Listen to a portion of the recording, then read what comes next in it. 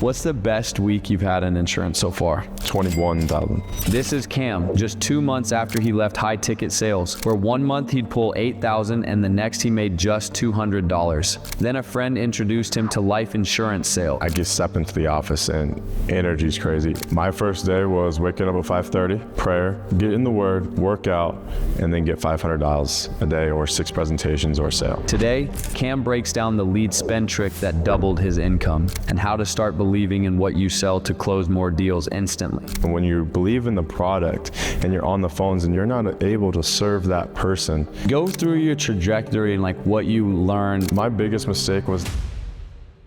Well, dude, actually, first off, ladies and gentlemen, welcome back to the All-Star Academy podcast.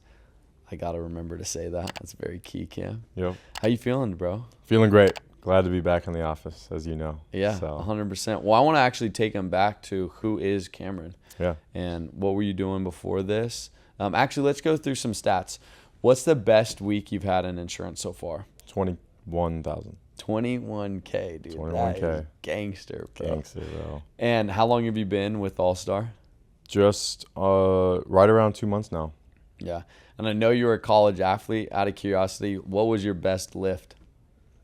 Probably bench press for a defensive back. I was doing like 285. That's not bad. So, all right. Yeah. Yeah. You know, something slight. I mean, I was like, so. All right, cool. Want to hit him with some fun facts. Well, yeah, dude. What were you doing before this, bro? High ticket sales. 2023 got into it and had a lot of success as a setter. Yeah. SDR for the people that kind of know that language. And first month, like I had $300 in my bank account first when I got in. And when then, you're in high ticket closing. Yeah. Yeah. And I got into this course, and then the first month got on a really good offer and made $10K my first month. So I was like, oh. Setting? Yeah, setting. Wow. Crazy. How much would you get like per set that closed? So we were selling like $11,000 packages. I'd make 2% off of that, whatever that math is. 2%. And my close, like the thing with high ticket, if you're a setter, your success is based off of the closers, and the closers' success is based off the quality of leads and how the marketing is handled and all that sort of stuff. So it's like you're always at the hands of somebody else. Yeah. In high ticket, which we can get into a little bit more later. Interesting. Yeah. I transferred over. But well, how long did you do high ticket for? 2 years. 2 years, and then I did a little bit of door-to-door B2B. Oh, did you really? Supplemental insurance. That's why I had my license already.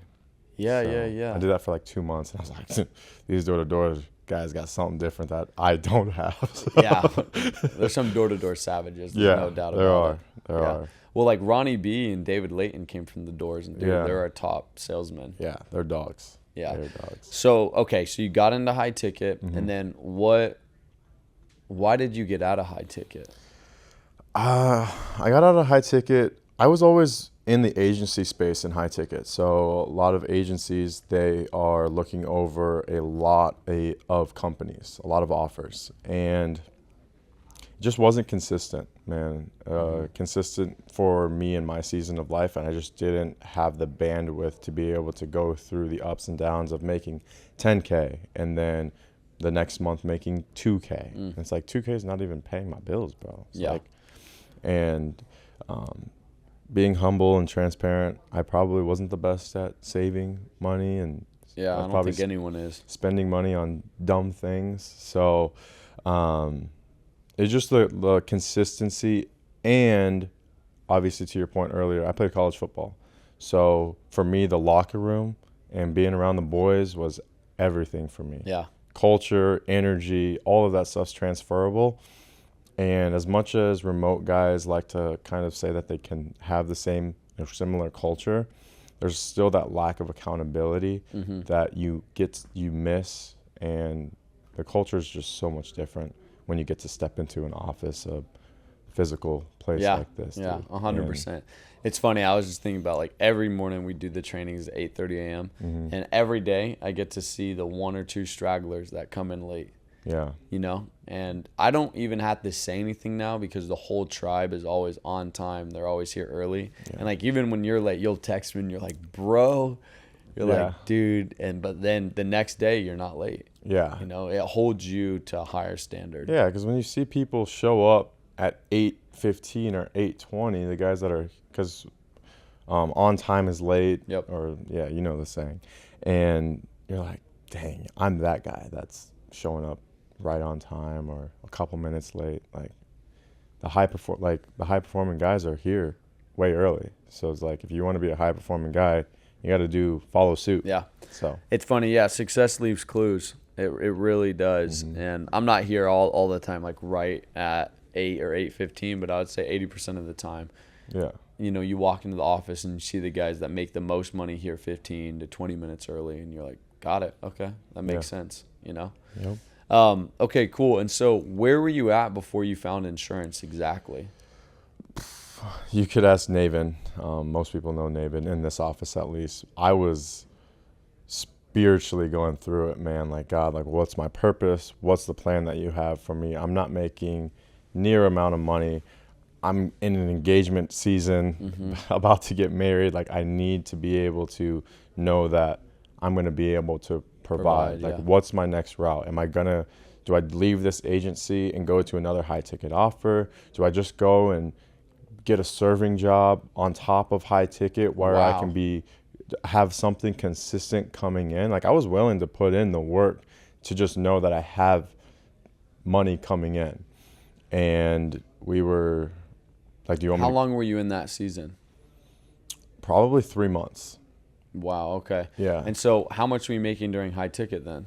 I was making anywhere from, the highest was $8K pretty consistently, and then the lowest, like my lowest month, in August of 2025, I had like I made like $200. I made one sale, and there's a lot of it that was on me, but the thing that I was alluding to earlier is that it's based off of the leads. How new is the offer? If the offer is brand spanking new, man, like, they have to go through marketing. I know some of the guys here are running their own marketing campaigns. It's like, it takes 60 days just to kind of figure it out. And then, you know, the offer, what's the fulfillment like? Do you believe in the product? That's the thing about high ticket too, is like, do you genuinely believe what you're selling is making a difference in people's lives, or are you just selling it? Dang. So, well, dude, just to talk on like that side of things. Yesterday, someone asked me, like, what's the difference between a guy that sells 20 to 30K and a guy that sells 50 to 60?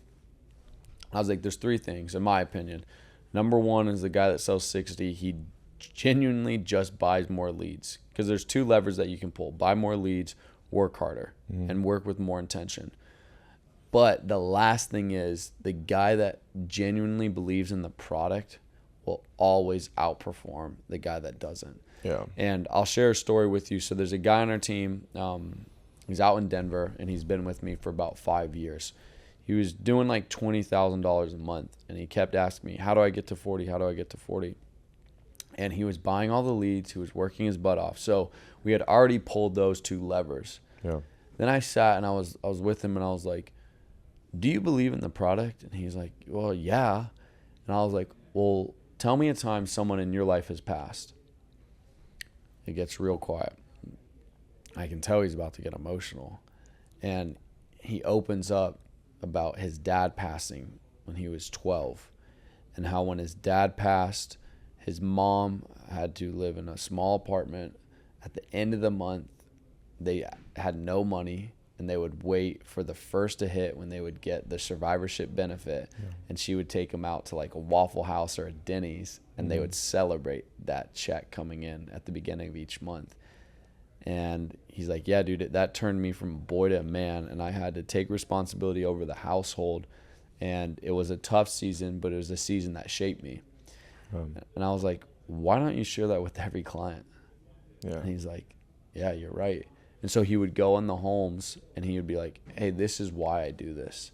And then you break down the story. And so I want to put your family in a position that is far better than the one I was in. Yeah. I want to leave you better than I found you. Bro, he went from selling 20,000 to like 45, 50K, 60K months. Yeah. And nothing changed except for he would share a story that he's gone through. And so I think it's important for the listener, if you have someone that's passed, gotten sick, or you have any death claims, like, share that inside of your appointments, and then watch how many people you begin to help. Yeah, and as time goes on, for me, like I'm gonna have those death claims. Yeah. Unfortunately, fortunately, that we're gonna be able to actually make a difference in someone's life, but then at the same time, they do lose someone that they probably greatly love.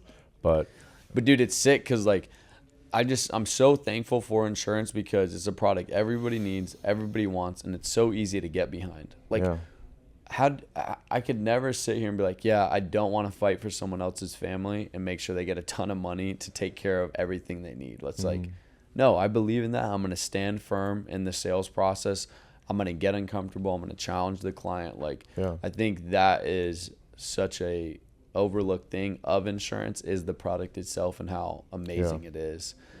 But going back to where you were, so your income was up and down. You had this 3-month season of, am I going to be able to provide? Who am I? What is my purpose? All these big questions that you're asking to God. And what did God send you? Like, how did he answer your prayers?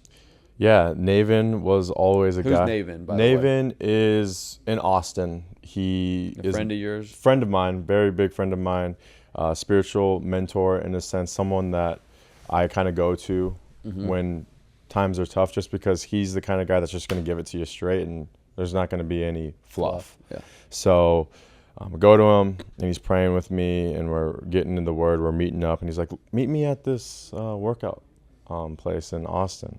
So I show up. I don't know anybody, just Navin. Navin shows up late, of course. Yeah, typical. Sorry, Navin. And he introduced me to some of the guys, and I don't even know who you guys are. And I'm paired up with Jackson, talking about what he does, and then we get into the word. And then the next day, or that same night, actually, he invites me to the office, and I'm like, "Is this just introduce me to Wylie?" He's like, "Yeah, man, just come by." And I step into the office, and energy's crazy. And that same day, that Monday, everyone just goes absolutely insane. Like, in the office. Like, there's hitting the gong left and right, minute after minute. I think awesome. Graham did a crazy first 2 or something, yeah. And I was just able to see what the opportunity was, but that wasn't even that. It was just more so seeing the culture. And then I met with you, and me and you talked like 2 different times over the Monday and Tuesday. And you look at me and you're like, you were sitting right here and I was sitting right here. And you go, man, it's not really a matter of if you come into the office, it's just a matter of when. And it's up to you to be able to make that decision on how fast it is, because I know the situation that you're in. So, and then I went home and talked to my fiance about it. You flipped it around quick. Immediately. Then I think I was on the phones that same week, because I already had my license, and they were just letting me dial and go through the things that I needed to go through. Yeah. And then contracted, and then really on the leads next week. Well, there's a couple big ideas in there. So so somebody asked me the other day, they're like, how are you recruiting so much? And I was like, 1, yes, we post a lot on social media, but 2 is right now we spend a lot of time on Saturdays in our local cities going out and pouring into the community, not with the intention to recruit anybody, but with the intention to go out and serve. Yeah. So, I mean, you've done a handful of Starve the Dogs. Yep. And that's great. We go out and we go and work out at local gyms, and we go and work out with other people. But we met because of a workout, right? And then also Navin. And Navin I met through a young adults group. When I first moved to Austin, I was praying to God. I was like, God, I want some friends here locally that can also help me get connected. And then God sent Navin, and we got connected. And then ever since then, Navin's connected me to everybody. Like, Navin and Tony were the 2 people, the first 2 people I met in Austin. Yeah. I'm like, there's no better people to meet than Navin and Tony. They're the best guys, and they're the most well-connected. Yeah, and they just have servants' hearts, man. Yeah, dude. So. Yeah, but yeah, I want to touch on that because, guys, like, we have people locally in our community that are in need, and if we can just get ourselves out there, get your teams out there, go and do a workout, be a part of a group, just plug in and just be yourself, and naturally people are going to be attracted to your light. Exactly. And also, like, dude, even at Starve the Dog, people will be like, man, I need to make more money and all this stuff, and then we'll pray it out, and then they'll ask, like, hey, what do you guys do? And we're like, oh, we do this. And they're like, oh, really? Like, I could see myself doing that. And then naturally it's like, hey, we get to fill a need inside of their life. Yeah. And it's not even like the money that people don't look at you and be like, oh, that dude has a lot of money. No offense. No, but I like, know. they're like the energy, the light that you just bring, and Yeah. like the smile and how hard you show up and work at a Starve the Dog event. It's like, what does that guy have that I don't have? And it's Yeah. just, What did you see in the office when, like, your first week, you know? I mean, I even saw it today when Jackson showed up into the prayer circle and he saw one of the guys, Sebastian. He's like, he just daps him up, super excited to see him. Like, that's what it's about. Like, a lot of people, as a man, like, we don't like to admit it, is like we want to be like what's the word? Welcomed. We want to be validated in a sense, and we should be able to validate ourselves just because of who we are in Christ. But there's a different sense of just walking to the energy and people being excited to see you because they know what you're capable of and they believe in you. Like, I was thinking about it last night when I was going through this worksheet, and I was like, sometimes Wylie, I look back to our conversations, like Wylie believes in me sometimes more than I believe in myself. Mm-hmm. And that's just like, It's a superpower. that's a superpower. And it's like, if he believes in me, why don't I believe in me? And it's like, flip that switch around, bro. Yeah. Like, believe in yourself. And even for like my career, Sean, Mike, and Zach Twardowski, they would always share like what they saw in me. Yeah. And I didn't see the same, but I was able to hold on to that idea of who I could be. And anytime they would speak life into me, like it actually began to build the identity that I was that guy they were talking about. Yeah. And the other thing was too, when I first started, was like, we were doing Bible studies throughout the day. Yeah. And during that season of my life, I was going to UT and pouring into the younger generation. I was like, I feel like the Lord wants me to be able to pour into younger dudes because I was a knucklehead in college, in high school, growing up. So I've been through some things, done a lot of things that were just wrong in the eyes of God.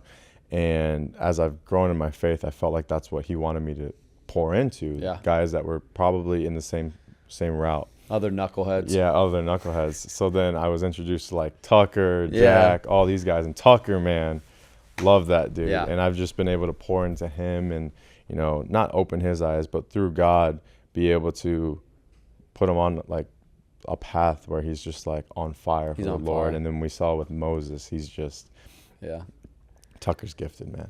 Yeah, he is. Well, and it's so cool because like Jackson shared with me yesterday, he's like, there's only two purposes that we have as men of God. Number one is to bring more people into the kingdom.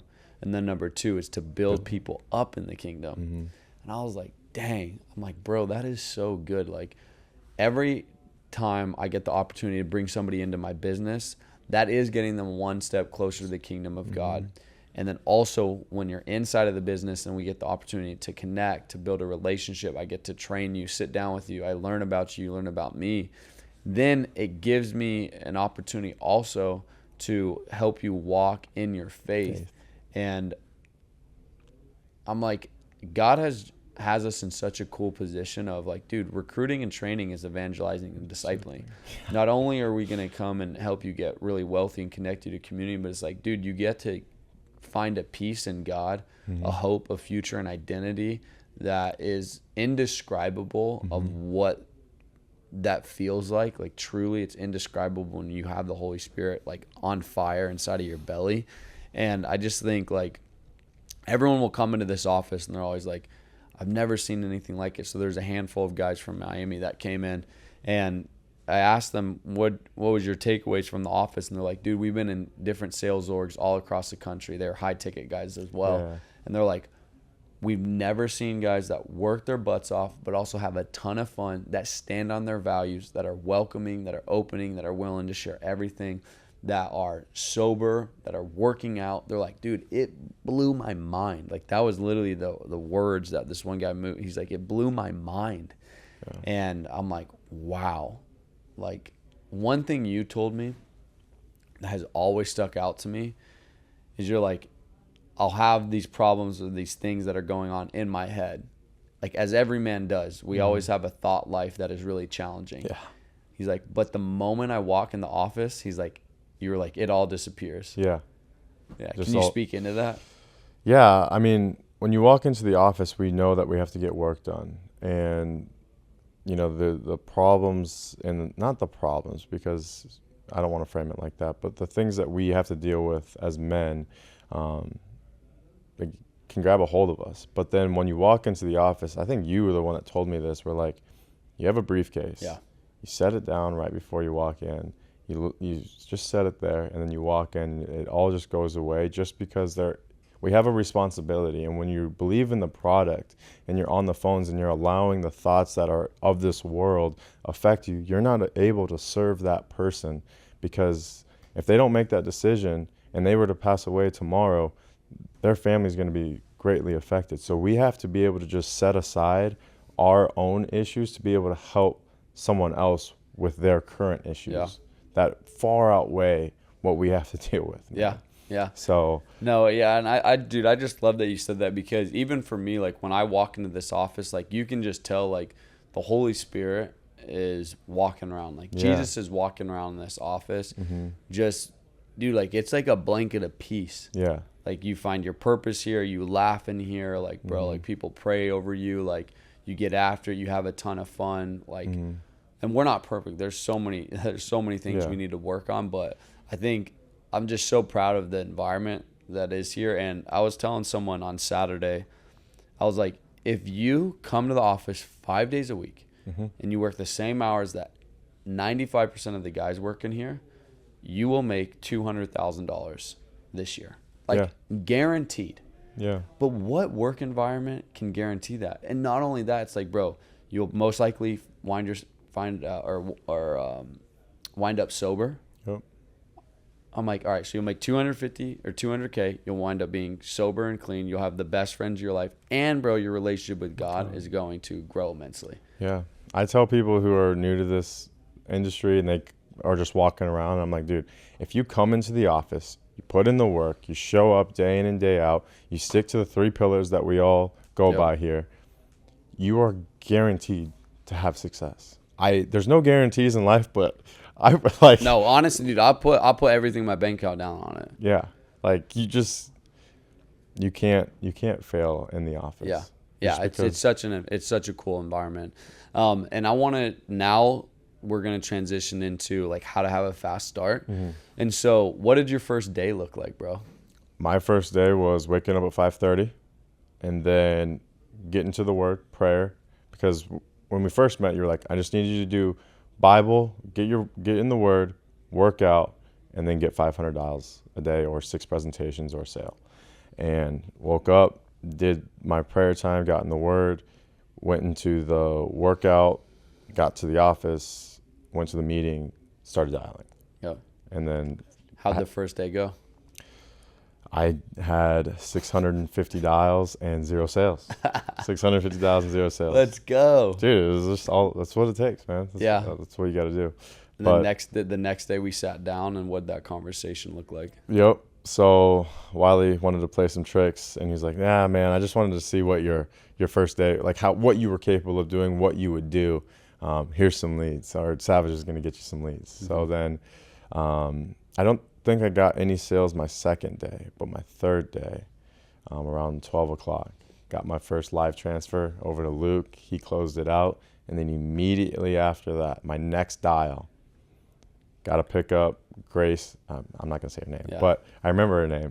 And closed it. We were sitting in here because you were gone at the time. Jack Holsinger was with me, walking me through how to go through social and banking. Let's go. And I fumbled it on social. I'm more so like, hey, like, can you give me your social? Yeah, like, you weren't assumptive. Yeah, I wasn't assumptive. And Jack says, pause. He's like, dude, you need to be assumptive. Like, ask for it because they need it. She wants it, but you just can't ask it like that. So then I roll the objection, get the social, banking comes in, gives me another objection because I'm a little soft with it. And he's like, roll the objection, read it immediately, like read what the script says. You're going a little bit off script here. And then I ended up closing it, $82 a month, nice little sale, and she's still on the books today. So, wow. Yeah, dude. Wow. Well, there's a lot there. So, first off, and I would say one of the biggest things that has allowed me to be successful is every night I would write down 3 things. That was faith, fitness, finance. So I would get a win in the gym. I'd get a win with God. So that was prayer or a Bible study. And then I would focus my goal on my activity.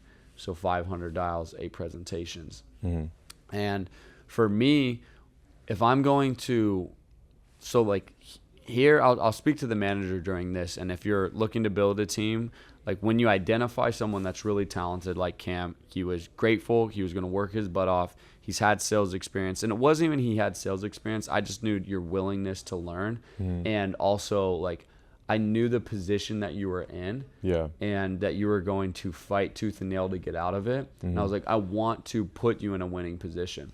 Yeah. So I was like, all right, let's see what Cam's made of the first day, though. Yeah. So I'm going to give him super old leads, tell him, dial, figure it out, right? And let's see what he does. He made 600 calls.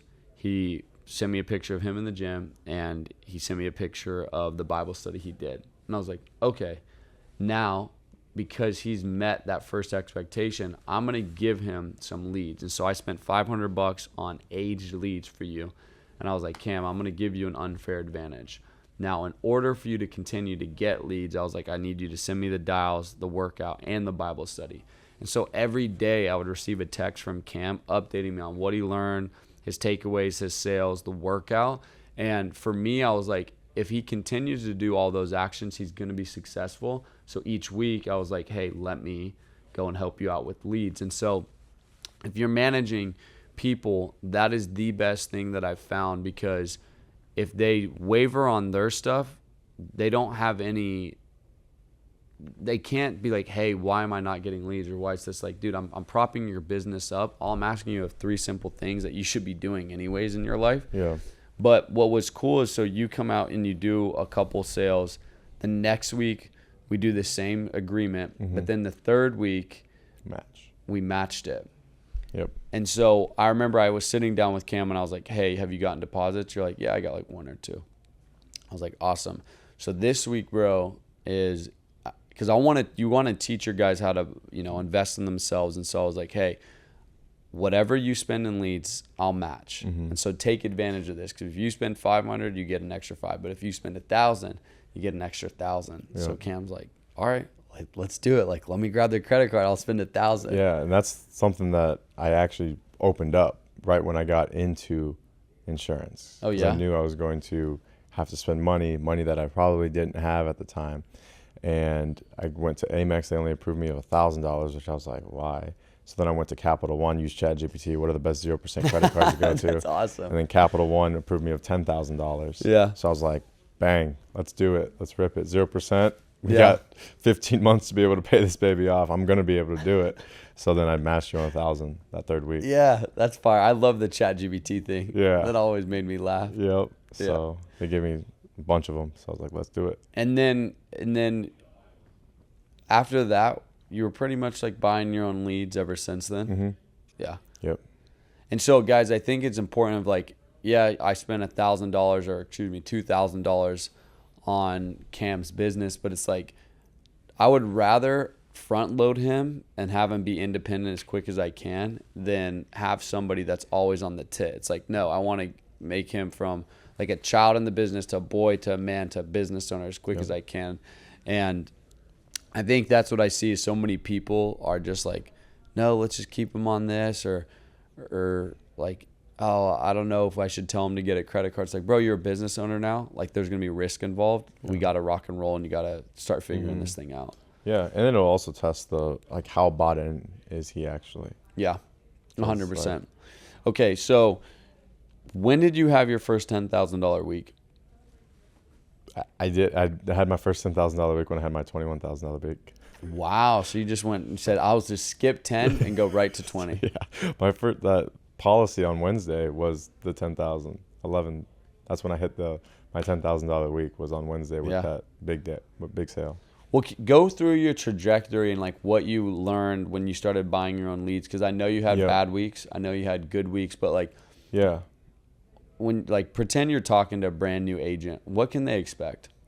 Yeah, I wrote it earlier, but my biggest mistake was not spending more money earlier. So I was at like your $500 to $700 a month, and then I was probably bringing in around like 5 to 8 pretty consistently, more so on the 5 end. Then I'd hit like 8.3, and then I hit like 9.2, and I was like, dang, dude, like that's only like right there. I'm right there. And then I'd work on Saturday and try and make. What leads were you buying, by the way? FEX. Nice. FEX. Aged or Aged. new?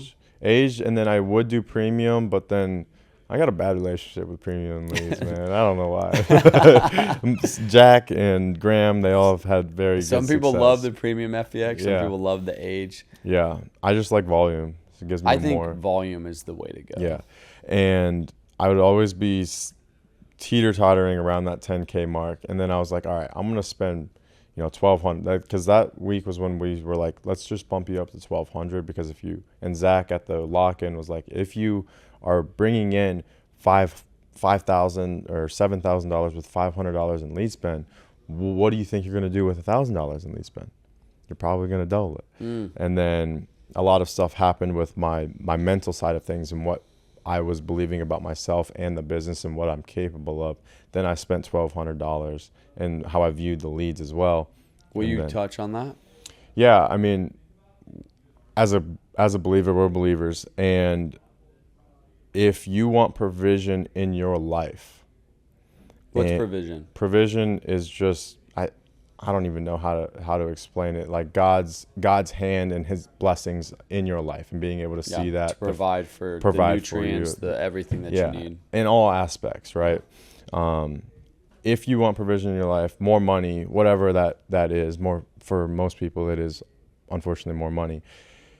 The only way God can give you provision is through other people. He's not going to just magically make $10,000 appear in your bank account.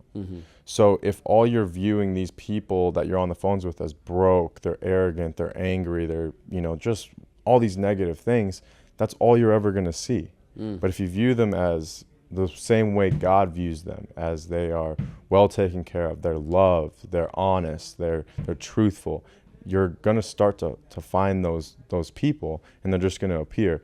And that week I made that mental shift. I did 21,000. That is crazy, dude. Yeah. So, and then I spent more on leads as well. Yeah. So, yeah. But no, I love that perception. Yeah, will you tell him to quit bouncing that ball? I love that perception. Jack, don't bounce the ball. That's right. Don't bounce the ball, Jack. No, I love the perception that you have for the clients, and I always viewed them like as honestly like my mom or my grandma or someone close to me, because that helped me out the most. Yeah. Like, what would I do if I was standing in front of someone that was like my mother, and I knew this was going to be your situation? It's like, dude, I would fight. Yeah. But yeah, I love, because like something that's been really ringing true in my life is how you view yourself is what you get out of life. And I just learned lately that like my identity is the thing that matters the most, because when I was running this business when I was 22, 23, I still viewed myself as the 18-year-old kid in college that got drunk on the weekends, that was the fun guy, that was just a great friend, but not a leader. Not a leader, yeah. And I was always letting aspects of my team down because of how I viewed myself and my identity. And it wasn't until I truly like got encountered by God, and He showed me like, hey, you're put on this earth to provide for your family, protect, to lead people, to pursue me. Was when I was like, wow, like I can do all these things, not because of my own strength, but who God has called me to be. I think that's powerful. And the other thing was like my relationship with money was like, I need more money. But like, why do I need more money? Because money, the only reason we want more money is the feeling that we get from having more money, which is peace or safety or security. But those feelings you can have right now, especially through Jesus. Because we have our home already made in heaven. So if you can start operating from that standpoint, things will start to just come to you. And not saying like that's prosperity gospel or anything, but it's just true. Like Matthew 13, he talks about he who has will be given more in abundance, but he who has not, everything that he has will be taken away. What is it that he has? he has the love of Christ in him, in his heart, and he believes that. So it's Yeah. dang. Well, no, and I think that's good because like the kingdom of heaven is a place of abundance. Like I just picture Adam before the fall. Like he could just go out and just grab some fruit, eat it. Like he wasn't just striving, because our curse is like we will work the ground and we will eat of the fruit and we will like kill the animals, and like that is our curse is the rest of our life. It's like we will, what's the verse? It's like Cursed is the ground beneath you. Yeah, You will work the days. all the days of your life, essentially. Yeah. Like curse the ground beneath you. You are working this land till the day you die. And so I'm like, all right, I understand like I'm in this world right now, but also like I know that if I can get tapped in with God, like he is a God of abundance. He doesn't want to see me like scarce by any capacity, but I have to truly have 100% faith in him that he'll provide in his time and not mine. Yeah.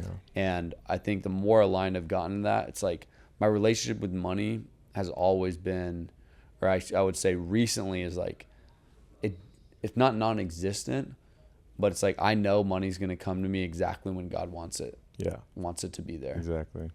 You know? Yeah. And it mitigates the fear, right? Because we're not called to operate in a spirit of fear, right?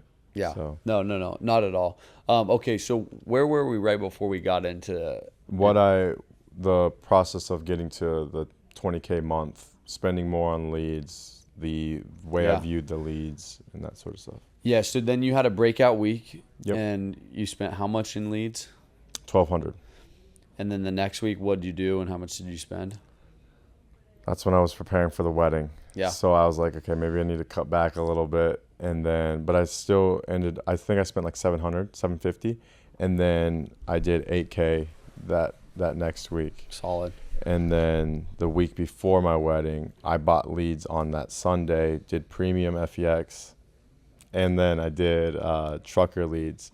And then in 3 days, I did 8K. Nice. So I was like, Yeah. I wasn't like super happy with that. I would have liked to done 10K right before, but in 3 days, 8K.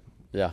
Yeah, I was bad at all. I was fine with that. Yeah. Yeah, not bad at all. So this next month, I'm looking to deposit or issue pay like 35. Let's go. Ish around there. Yeah. Just because I wrote around 40, 45 in the March. Yeah. So I was like, just take a couple off. Yeah, and it's cool because like I would say like you started to have breakthrough on week 6. Yes. Yeah. And I think the biggest things there is like I was telling someone, you're kind of like riding the line of profitability for the first 45 days. You're going to be spending money. You're not going to see the deposits because they're pushed out. Getting a couple chargebacks. You're not spending enough in leads. You're developing a mindset of, hey, I need to buy leads every single week. And so there's all these different factors, but typically I'd say around week 6 is when you start seeing that pop. Yeah. And then you saw it 20K, 8K, 8K, and then you got married. Yeah. And then now, you're getting back into the swing of things and getting your momentum back. Yep. But I want to end with this. Like, I think I've noticed there's always 3 things that take people out in business, which is pride and ego, drugs and alcohol, and then the partner you choose. And I've met Alex. She's fantastic. She's amazing. A huge support system. Like, what has it meant to have a woman, a God-fearing woman, be on your side as a businessman as well? Don't even give this, dude. She has been my number one supporter throughout our entire relationship. And when I told her about insurance and what I was gonna have to do, I was like, honey, I'm gonna need to work 12 hours a day for probably the next year, 2 years. And I just want you to know these are the expectations for me to make our life, because it's not my life, it's our life now. Yeah. So make our life better, not only for us two, but then also our future kids. And she was like, I believe in you. That's amazing. And it's not the things that she says or the words or what she does on a daily basis. It's the way that she just believes in me. And I told you right before this, the 3 months leading up to our wedding, she was writing prayers for for me every single day. And she gave it to me the day after our wedding, and I was like, oh, this woman, man. Because conviction is everything in who I am and who I believe in myself, and like the way you view yourself and how you view the business. And she has so much conviction that I'm the man for her, that I'm a businessman, that I'm capable of doing far more greater things than I could even imagine. She believes in those things that I can't even imagine. And it's just having her by my side is, I pray that all of the guys in this office get to experience what I got to experience on Saturday, and just seeing their bride walk down the aisle and know that, that's so freaking sick, dude, it was, if you want to feel heaven on earth, get married, bro. But yeah, it's been amazing to have her by my side. Yeah, I think it's just so important, because a woman that champions you and makes you feel like you could take over the world because of like her conviction towards you, and like truly like what you said of, it's not the words she's saying, it's every action that she's taking that's like, I believe in you 100%. It's like, yeah, even in the seasons where it was the darkest hour, because you had her, you're like, I'm going to, take the next step forward and fight through it. yeah. And sometimes it's not even for us, like the man, it's like, I'm doing it for her. I would say, honestly, a lot of the times it's always been for our family, like, bro, for our partner, like whoever it is. And I think that's so amazing. Yeah, you're reading the book Wild at Heart. Yeah. John Eldredge, he talks about the question every man will ask is, do I have what it takes? And for a woman, my bride, Alex, she's always reassuring me that I do have what it takes. She's never nagging, oh, you're not making enough money, or you're not taking me out to dinners. She's always reminding me of the man that God has created me to be, so that I never have to question, do I have what it takes? Yeah. Because that's the number one question us guys are going to always ask ourselves. Yeah. I love that, dude. Like the two lenses I always look through, when I'm considering somebody, like courting them, dating them, marrying them, is do they lead me closer to the Lord? And then do they amplify the calling that God has in my life, or do they anchor it?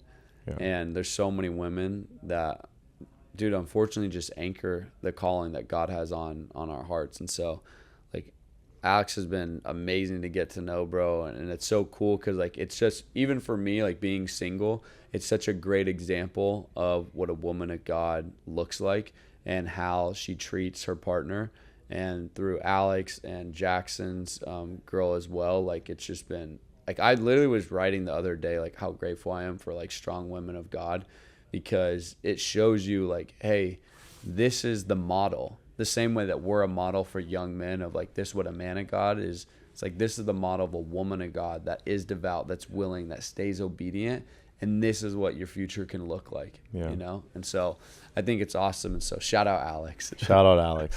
You're amazing, honey. Shout out Alex and all the God-fearing women out there. But yeah, lastly, man, I think I want to just ask you, being in the business for 2 months, going on your third month, where do you see yourself at the end of the year? And yeah, let's just start there. Where do you see yourself at the end of the year? Just overall, like, where do you want to be? What's your hope, your future? What do you get, going after? I would like to have a team.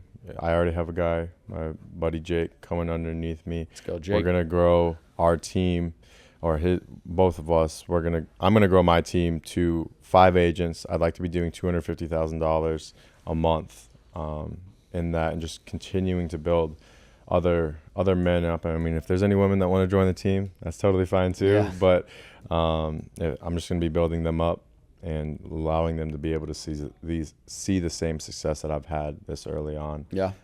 So that's really it, man. I just want to build a team and do 250,000. I told Luke that. What's your personal pen goal? Personal pen at the end of the year. 500K, 400K. Is it, what's Hall of Fame? 400. Yeah, 400,000. Yeah. You could do it, dude. You start pushing 50K months. We're going to. Oh, it's like work. Matter of time. Like work. It is. I think July or June. Yeah, June is when. Yeah, June you'll be doing 50K months. Yeah. Yeah. So that's sick. Well, if someone has listened to this and they're like, how do I work with Cam? What's the best way to get a hold of you?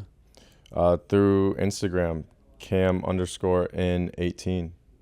Boom. Cam_N18. Let's rock Yep. and roll. And then lastly, bro, if there's a guy that was in that season where he's, that season where you had for 3 months of debating his purpose, wondering what he's supposed to do with his life, what would you say to him right now? Take a look in the mirror, man. Like, how do you view yourself? What is what inner voice are you listening to? And if that inner voice isn't, encouraging you and bringing you on, you gotta find the inner voice that is encouraging you, pointing you in the right direction. Open up the Word, man, and really have a belief and conviction that you have what it takes. Because a lot of the problems that I went through were ultimately myself. Like, I take full accountability for those things because of the way I thought about who I was and the way that God made me, because of past circumstances that I was already in and decisions that I had made. So it's like, how do you view yourself? Because you can't find success. You can't love other people unless you love yourself. So find that love for yourself. Believe in it. We all have a purpose, and you can ultimately decide by yourself what that purpose is, or you can decide what that purpose is through Christ. Let's go, dude. Yeah, dude. Bars, mic drop. Well, guys, I appreciate you tuning in, and Cam, you've been one of my favorite people to work with. I'm super excited just to be locking in arms, bro, and just getting after it in battle, bro, and just another brother in Christ. So I appreciate you a ton. And guys, I appreciate everyone listening in. Please contact Cam. Let's get him up, building a team. He's seriously one of the best leaders we have. I cannot recommend him like more than anybody else. Like, he's truly amazing. But if you enjoyed this podcast, like and subscribe, and we'll see you on the next one. Peace.